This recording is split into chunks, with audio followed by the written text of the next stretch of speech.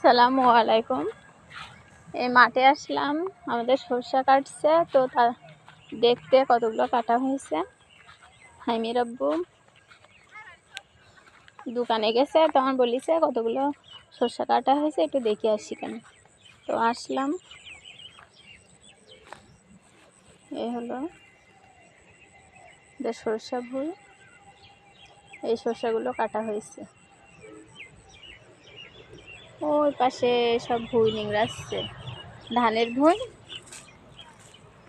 মাঠে টুকিটাকি মানুষরা বিকালেও কাজ করে, তো কিছু কিছু মানুষরা ভুঁই রচ্ছে না, মানে ভুঁই হাংলাচ্ছে। এই যে ছোট ছোট ধানের ভিতরে যে ঘাস হয়, তাই মাঠের সিনারিগুলো দেখতে কিন্তু অনেক ভালো লাগে। বিশেষ করে যারা শহরে থাকে তারা কিন্তু মাঠের পরিবেশটা অনেক পছন্দ করে।